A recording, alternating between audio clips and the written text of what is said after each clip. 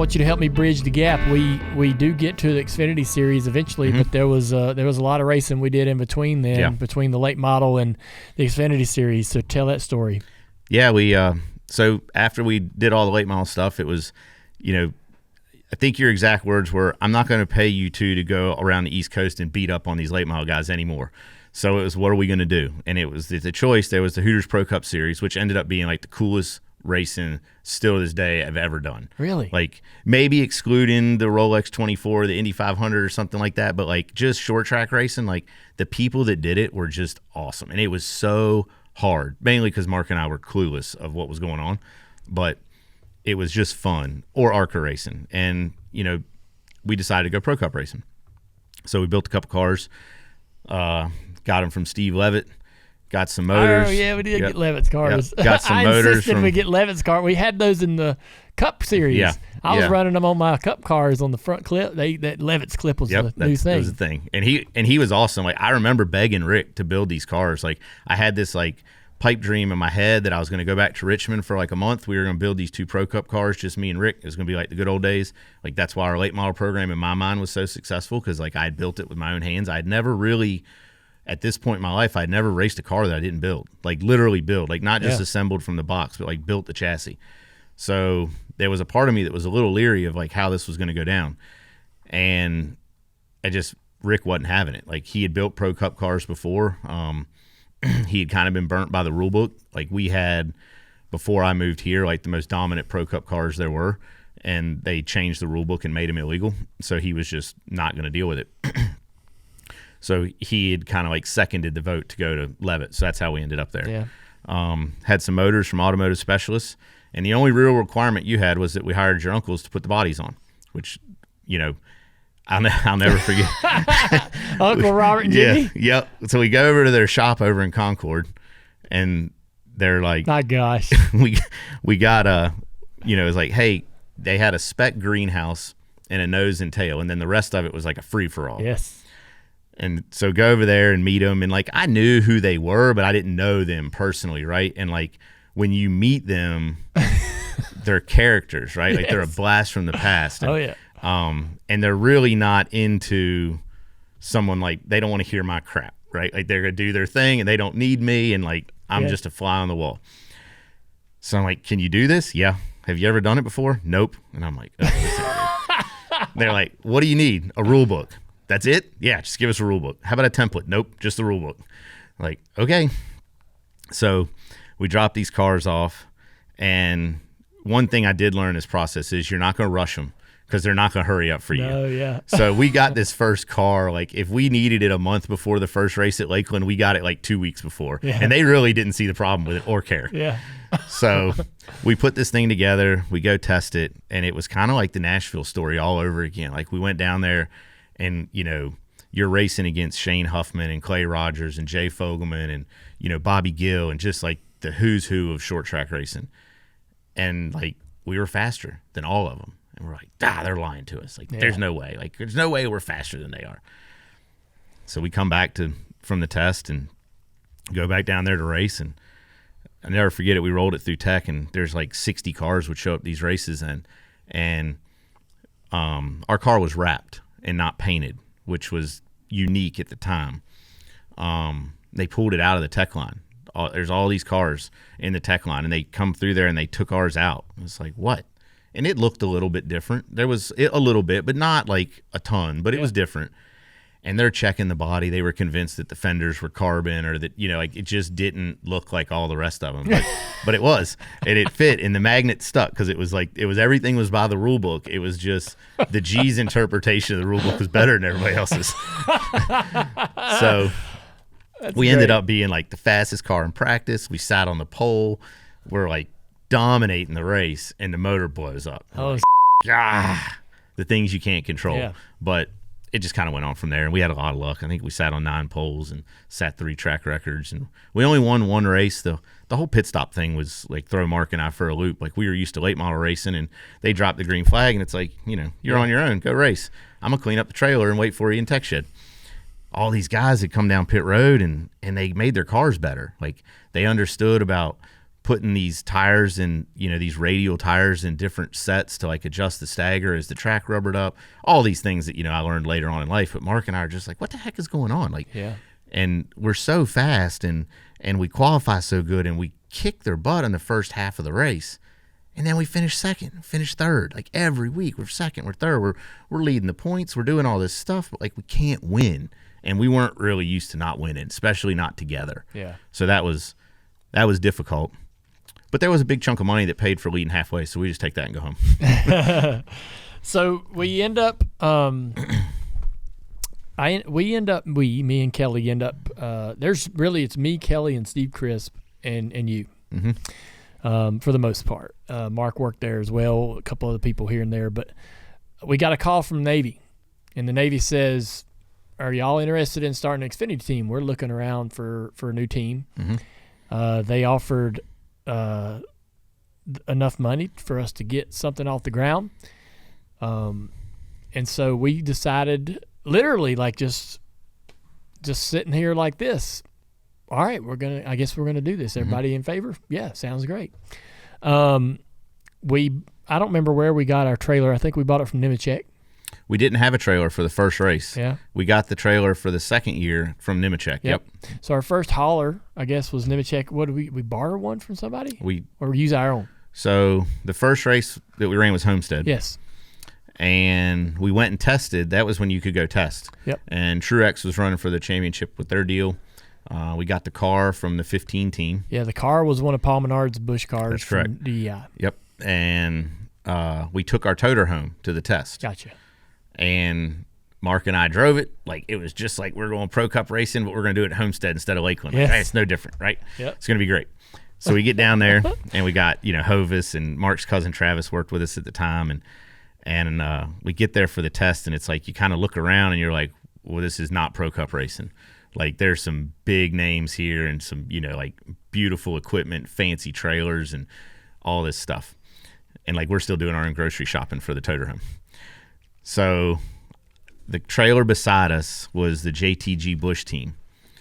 And they rolled their car out and forgot to put the chocks on the lift gate. Oh, shit. And dropped the back tires off the lift gate, and it landed on the exhaust pipe, and it was kind of just dangling. And I remember Mark and I looking at each other, and we were like, well, we might be dumb, but we're not that dumb. We'll be all right. So we just kind of went from there, and we actually had a really good test. Like, we couldn't stop smoking the left front tire through the fender, and we had really no idea why it was doing it, like, until we got home and had some people with a lot more experience tell us what was happening. But nevertheless, it was fast. Like, the car was, I think we definitely outpunted our coverage with that whole thing. Just making it up as we went along. I remember the race. I remember sitting on our pit box and looking down pit road, and we had the smallest pit box of anybody. So it was all Schrader's stuff. That's to answer your question. That's where the trailer came from. Yeah. For Homestead. We borrowed Kenny Schrader's trailer. Wow. And some of his people. Yes. Like, his people were his pit crew on that truck deal. I forgot all of that. Yeah. Holy shit. And we just literally asked him. Yeah. Right? Yeah, it was a buddy deal. Yes. Mm-hmm. Holy Yep. Oh, I forgot all about that. And so I just remember sitting there, and it was just me and you on that pit box. Mm-hmm. And Mark ran like 20th all night. Mm-hmm. Pretty good. I remember we run like 20th all night, but like the top, 10th to 20th were like all on the same straightaway. Like, it was. Yeah, and the end result doesn't really show. No. He got a flat tire on the last lap and lost like, I think he was running about 14th and finished 17th or 18th. I remember we were watching him race, and he had a habit, at least that night, of driving down the straightaway, looking on the left side of the car in front of him. And I'm like, I tap you on the side, and I'm like, he's like a half a car length off the wall down the straightaway. And it's like he just was in the habit of like driving down the straightaway. Like, I don't know why. He wasn't used to having somebody in front of him. Yeah, right. He used to be able to see where he could go. Yeah. I just remember that. And I was like, man, Mark, can you get up on the straightaway? Get up against the wall. Yep. But that was our introduction to the Xfinity Series. We got to run. We agreed to do this deal with the Navy the next year, but we got all the equipment and forced ourselves to get to Homestead to run the final race. That's right. It gave us this sort of understanding of what we're getting ourselves into. Then you've got this off season where you're going to build our Xfinity team, right? Yep, that was the plan. How'd that go? Not real well. Yeah, it didn't. I don't think it turned out the way that I expected it to. Anyway, we hired a bunch of people, and it was like that deal had been. It was a close knit group of people, right? Like we had Mark's cousin Hovis, who was like a really good friend of yours, and we had kind of done everything together. And now there was all these new people that had come in, and individually, like some of them were great, like some of them were, like really good, but there was others that kind of, they didn't necessarily want to listen to someone as young as me, right? Yeah. Like that was the roadblock. Like, what have you done? Nothing, but we're going to do something. And it was, you couldn't really understand the people that were coming from these big cup teams. Like Dale Jr. started an Xfinity team. You could get people from anywhere you wanted, right? Like people were quitting big teams to come work there.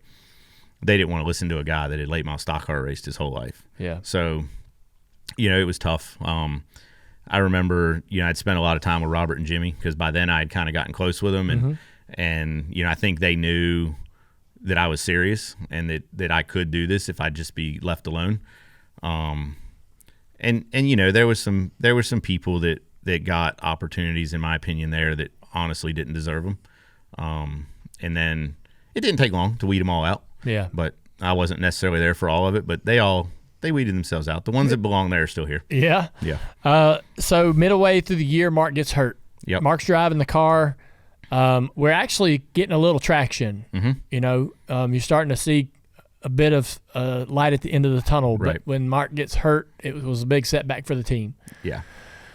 What do you remember about your final, 6 months with Junior Motorsports? So I knew that Mark getting hurt was a bigger deal than just Mark getting hurt.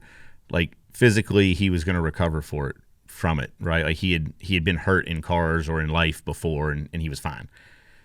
The problem was Martin Truex Jr., who was a 2-time Xfinity champion, and Robbie Gordon, who would drive the wheels off anything, were who was going to replace Mark. And the experience alone that they had was going to help accelerate everything, right? Like maybe the fact that the cars weren't being set up correctly was going to get exposed. Maybe the fact that the crew chief might not have been the best person for that job, Truex was going to expose it, where Mark didn't know. Mark didn't know what was right or wrong. Like that's how him and I had raced. Like we just raced and learned as we went.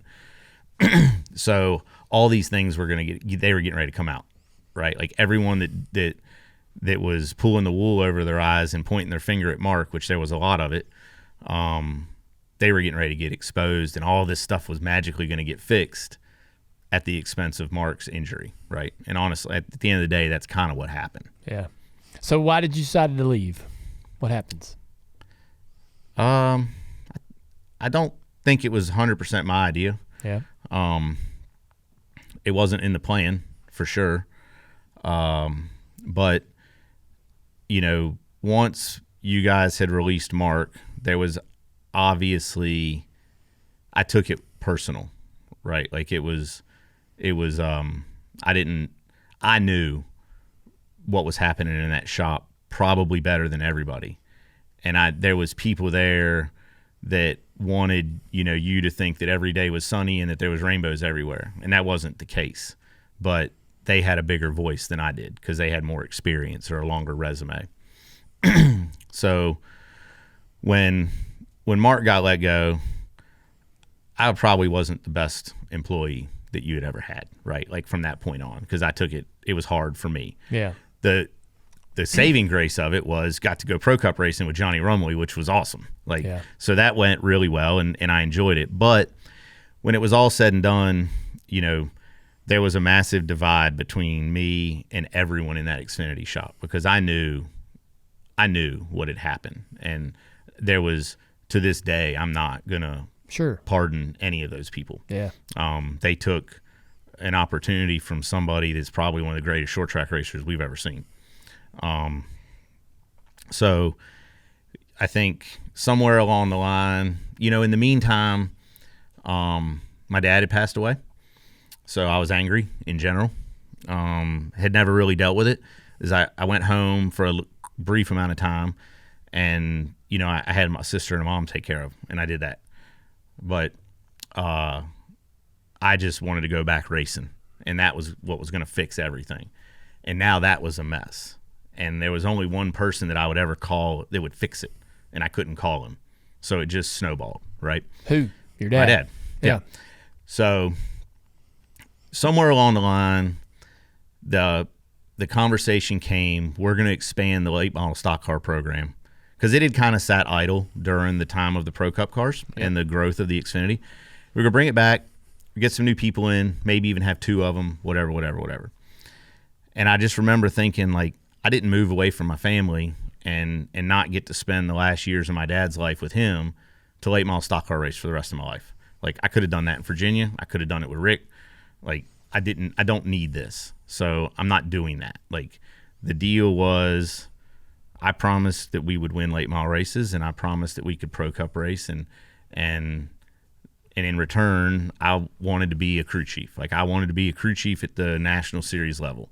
So I felt like that promise was being broken. I had held up my end of the bargain, and now I'm not getting because my connection, I'm getting drugged down with what happened to Mark, basically.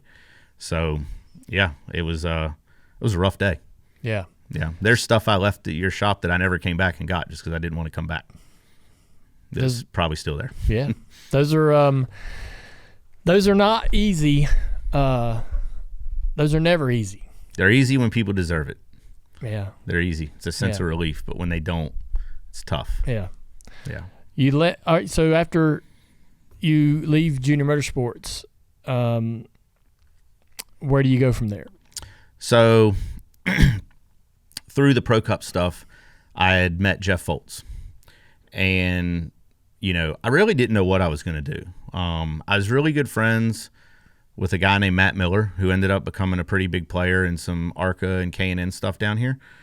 But he has a very successful business back home. And he was actually one of the first people I reached out to. Had a young son, had a house, like, had never really, found myself in that position. And so, like, first box you got to check is make sure you got something, right? So I was like, yeah, come on home. You can work for me. But I didn't want to go home. So Foltz had needed someone. The very last race of the year for the Pro Cup stuff back then was at Iowa. And actually it was Iowa, then Myrtle Beach. And he needed a crew chief. Whoever was helping him was no longer helping him. And I thought, like I said, I was a different person back then. I was a little angry, had chip on my shoulder, like, was just full of myself. And I thought, there's no better way to stand my ground than to go to these last 2 Pro Cup races and beat that Junior Motorsports car. Like, we're gonna beat Johnny Rumley. That's what we're gonna do. And then I'm gonna be able to walk away and feel like I've accomplished something. So we ran those 2 races. Iowa, that was the big tire debacle. Like, no one could finish. People were putting tires on. Woody Howard won on a set of tires from the Bristol race. Like, it was a mess. It was fun, but it was a mess. Yeah. Went to Myrtle Beach, and Foltz took the white flag leading, and Benny Gordon wrecked him in 3 and 4, and, like, we ended up fighting on pit road. It was really cool. It was, like, great short track stuff, but I had checked the box I needed to check because we were going to win that race and we were going to beat that 88 car, and, like, to me that was all that mattered. My car. Your car. Yeah. Go beat it. So through that, at the time, Foltz was the setup plate guy at MB2 on the 01 car. And MB2 was talking about starting an Xfinity team. So he introduced me to a guy named Doug Randolph. Yep. And if there was anyone that could give a Rick Townsend a run for their money of somebody that's done the most for me in my career, it's Doug Randolph. Wow. So he introduced me to him, and I'll never forget, it was like the second interview, he said he was looking for a car chief. And I'm like, okay, I didn't even know what a car chief was. So I'm like, sure. And he asks if I could do it. And I'm like, look, man, I don't know, but I can do it all. Like, I'm used to driving the trucks, setting them up, building them. Like, I don't know what small percentage the car chief does, but yeah, it sounds easy. I'll do it. Yeah. And I don't know why, but he hired me. And so anyway, we went on a run together and put that Xfinity program together. Who drove it? Regan Smith and Craig Kenzer, which was, like, really cool because I ended up getting to ARCA race with Craig Kenzer and later on in my career Kevin Swindell. So, like, growing up watching Thursday Night Thunder, now I'm racing with, like, Steve and Sammy's sons, and it was like, and they were both badass. But what I didn't realize at the time was we basically started your late model program from nothing. We completely started your Pro Cup car from nothing. And we started this Xfinity team for nothing. And it never, like, the light bulb that maybe, like, crew chiefing was, like, maybe there was something else I was good at, like, on the business side, but I didn't want to do that. I didn't want to hear that. But MB2 started this Xfinity team from nothing. Well, there was one person that was part of it that had done this multiple times, and it was me, like the youngest kid in the room. So we started this whole thing and ran, and you know, MB2 became Ginn became DEI, and it was just this kind of whole thing. But that was, Doug gave me that chance, and he calmed me down. He taught me, not because he sat me down and like gave me life lessons, but I just watched him. He knew how to treat people. He knew how to get the most out of people. He knew how to get the most out of his drivers. He never yelled. He never screamed, even when things weren't going right. And I was like, man, but everybody worked hard for him. So I was like, you really can get people to do stuff that you need them to do without yelling at them. Yeah. And so like he's still like one of my closest friends. And, you know, now I think when there's that question that like I would have called my dad for, like, I'm gonna call Doug now. So, and I think I'm on a list of a lot of people that do that.